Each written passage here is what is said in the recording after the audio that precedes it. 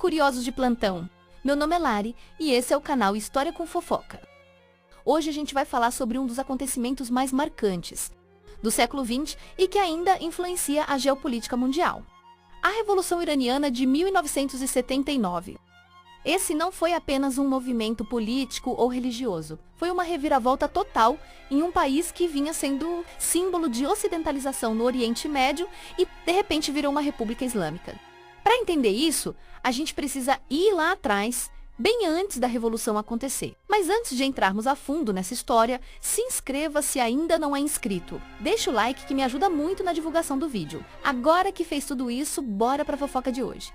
Antes de 1979, o Irã era governado por uma monarquia. O rei era chamado de Shah, e o mais conhecido deles no século XX foi Mohammad Reza Pahlavi. Ele assumiu o trono em 1941, durante a Segunda Guerra Mundial, com apoio britânico e depois americano. O Irã, naquela época, era um país riquíssimo em petróleo, mas marcado por desigualdade social, corrupção política e um abismo entre as elites e o povo. Durante o reinado do Shah, principalmente entre os anos 1950 e 1970, o Irã passou por um processo intenso de modernização e ocidentalização. Esse período ficou conhecido como a Revolução Branca, uma série de reformas econômicas e sociais promovidas pelo próprio Shah. Ele construiu rodovias, hospitais, escolas, incentivou a indústria e os direitos das mulheres, como o direito ao voto e à educação. À primeira vista, tudo parecia progresso. Mas por trás dessa modernização, havia muita insatisfação, o país crescia economicamente, mas a riqueza não era distribuída. Enquanto uma pequena elite vivia em luxo, grande parte da população ainda sofria com pobreza, desemprego e falta de acesso real à educação e à saúde. Além disso, a repressão política era intensa. O regime do Shah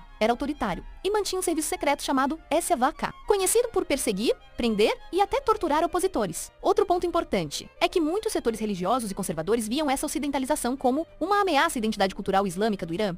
Eles acreditavam que o país estava se afastando dos valores tradicionais, especialmente com a influência dos Estados Unidos e da Europa Ocidental. E é aí que entra uma figura-chave nessa história: o Ayatollah Ruhollah Khomeini. Khomeini era um clérigo xiita que começou a criticar publicamente o Shah ainda nos anos 1960. Por isso, foi preso e depois exilado, passando anos fora do país, primeiro no Iraque e depois na França. Mesmo longe, suas mensagens continuaram chegando ao povo iraniano, principalmente por meio de fitas cassete gravadas secretamente. Ele falava sobre justiça social, espiritualidade e criticava duramente o autoritarismo, a corrupção e a submissão do Irã aos interesses ocidentais. A insatisfação foi crescendo até explodir. Entre 1977 e 1979, o país foi tomado por manifestações populares em massa. Estudantes, religiosos, trabalhadores, mulheres, intelectuais, todos foram às ruas contra o regime do Shah. A repressão foi violenta, com centenas de mortos em protestos, mas ao invés de enfraquecer o movimento, isso só inflamou mais ainda a população. Em janeiro de 1979, pressionado por protestos generalizados e sem apoio real do exército, o Shah deixou o país e foi para o exílio. E em fevereiro daquele ano, Khomeini retornou triunfalmente ao Irã,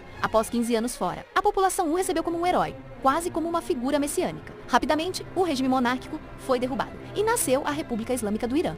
A nova Constituição, aprovada ainda em 1979 por referendo, transformou o país numa teocracia, onde os líderes religiosos passaram a ter o maior poder. O sistema político foi completamente reestruturado. O cargo mais alto não era mais o presidente ou o parlamento, mas o líder supremo, que passou a ser o próprio Khomeini. Ele tinha, e até hoje esse cargo tem o poder de vetar decisões, controlar o judiciário, as forças armadas e nomear os principais líderes do país. A revolução teve várias consequências. Primeiro, rompeu completamente com o Ocidente, especialmente com os Estados Unidos, que eram os principais aliados do Shah. Em novembro de 1979, estudantes iranianos invadiram a embaixada americana em Teherã e fizeram 52 reféns por 444 dias, um dos episódios mais tensos da Guerra Fria.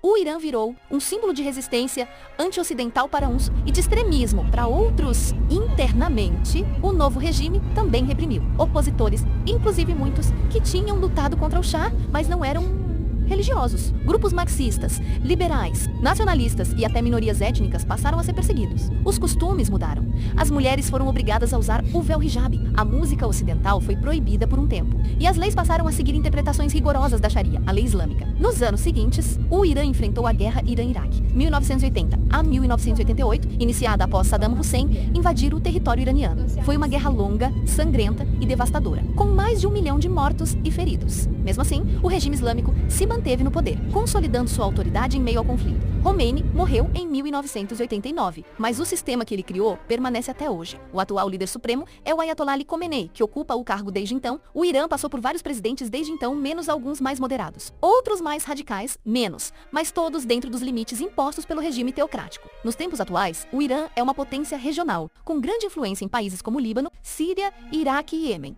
Ao mesmo tempo, enfrenta sanções internacionais devido ao seu programa nuclear, além de protestos internos, especialmente nos últimos anos, motivados por questões sociais, econômicas e pelos direitos das mulheres. Muitas pessoas no Irã, especialmente os mais jovens, reivindicam mais liberdade individual e reformas no sistema político e religioso. O país hoje vive uma espécie de paradoxo. Por um lado, é uma nação profundamente ligada à sua fé e identidade islâmica. Por outro, é um país moderno, com uma juventude conectada à internet, à cultura global e que sonha com mudanças. A Revolução de 1979 ainda ecoa fortemente, tanto dentro quanto fora das fronteiras iranianas. Entender a Revolução Iraniana é entender como tradição, religião, política e identidade nacional podem se misturar e criar algo completamente novo. E mais, mostra como um povo pode, em nome da soberania e da fé, mudar radicalmente o rumo de seu país. Mesmo que isso traga consequências profundas, duradouras e até contraditórias. Enfim, em resumo, é isso. Vou deixar aqui 2 vídeos que complementam as informações desse vídeo aqui. Os vídeos são sobre a guerra Irã versus Israel e a história do Oriente Médio. Espero que tenha gostado do conteúdo. Caso tenha gostado, não esqueça de dar o like e se inscrever no canal. Comente aqui uma sugestão de conteúdo para podermos abordar nos próximos vídeos. Muito obrigada por me acompanhar até aqui, até o próximo vídeo e tchau, tchau!